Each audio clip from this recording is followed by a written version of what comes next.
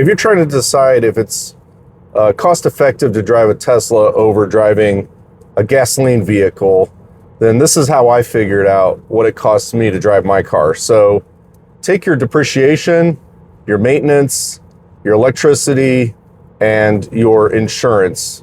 Take those 4 items into account. So for depreciation, you're going to figure out your per mile cost of owning that car.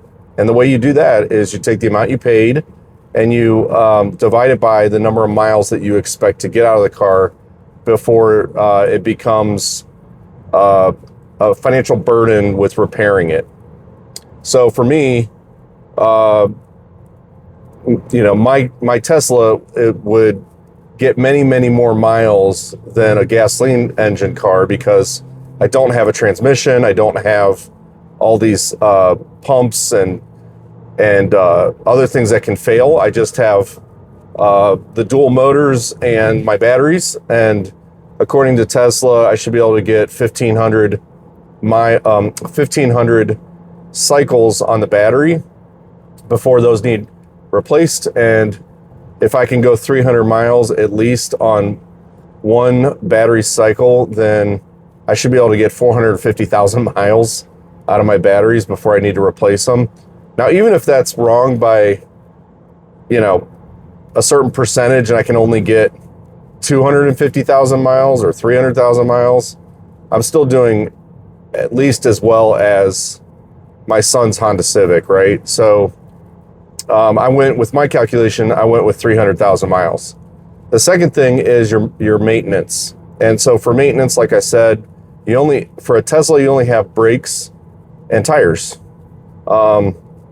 And you rarely use the brakes. If you drive like I do, where you let the regenerative braking do most of the work. So I'm hardly ever touching my brakes when I drive. So I put those at every 100,000 miles, about $300 to replace those.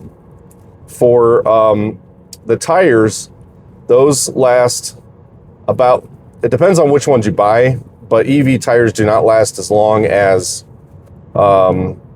regular gasoline car tires because of the 2 things: the weight of the vehicle and the amount of torque that you're putting on those tires when you drive, especially if you have one of the faster cars.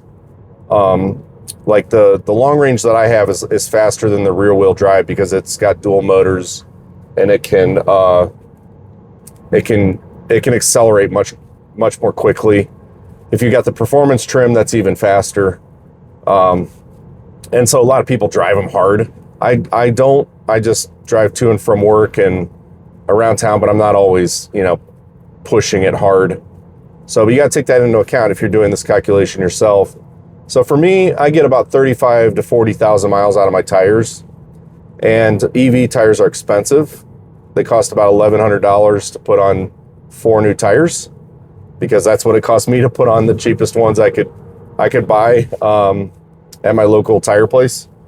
So then the next aspect is electricity. And this one isn't so easy to calculate, because if you're paying for electricity like I am, where there's a million different little fees that are all adding up to what your bill is, you got to look at your detailed bill and sort all that out. You got to figure out your variable costs versus your fixed costs, which means this. So your fixed costs are those costs that no matter how much electricity you use, you pay a certain flat rate price for that month's bill.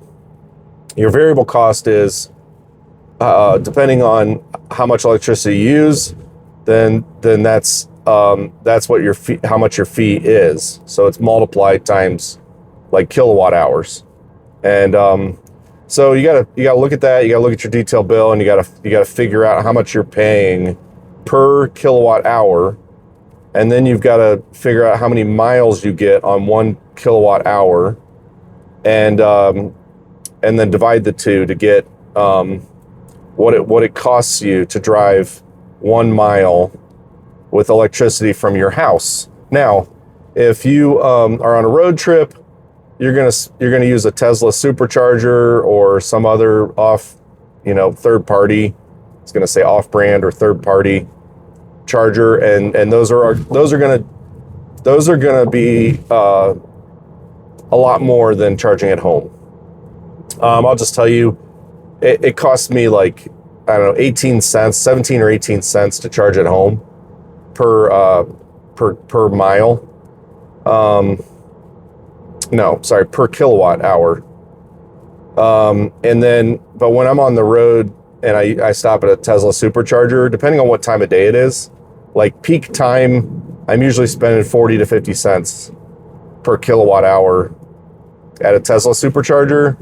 I used a third-party one time at a hotel, and it was 80 cents per kilowatt hour. It was really expensive. Sometimes, though, I've gotten free charging.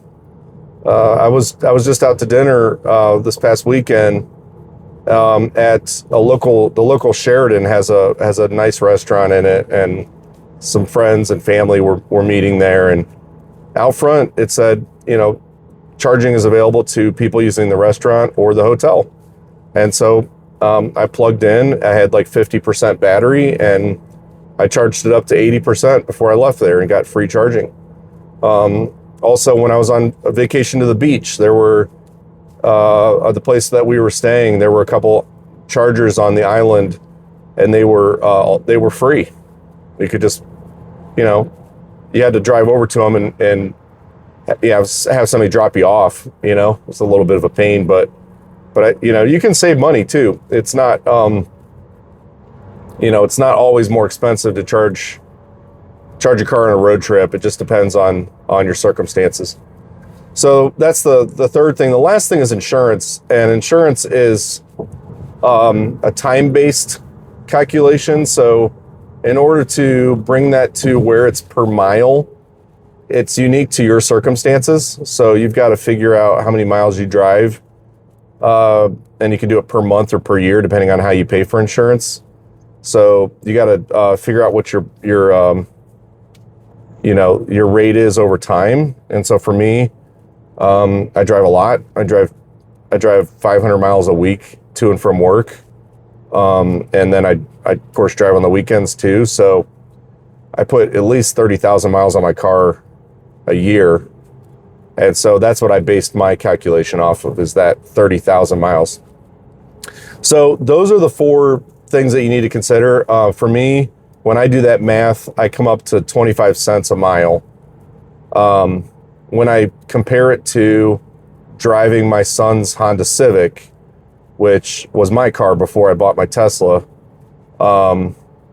it ended up being 30 cents per mile to drive the Civic. And keep in mind, with the Civic, I had to include other costs like oil changes, transmission fluid changes, radiator flushes, but of course also the brakes and the tires, gasoline, and depreciation and insurance. And the insurance on that car is like less than half of what I pay on my Tesla, but when you add all that together, it's still more expensive. Even with the cheaper tires and but the cost of the car was actually about the same. I bought my car used. That's the other thing you really need to figure out, is if you're buying a brand new Tesla, you're probably not going to save any money, because they depreciate very quickly.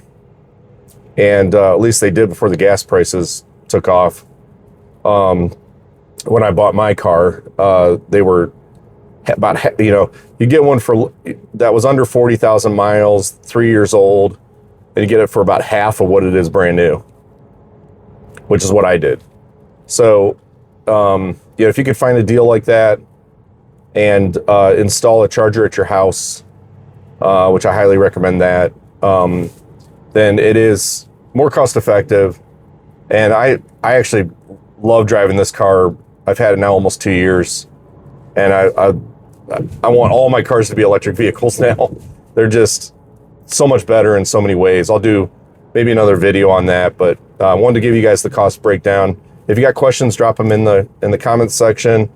And if you haven't already, please like and follow. And we'll talk to you guys later. Thanks.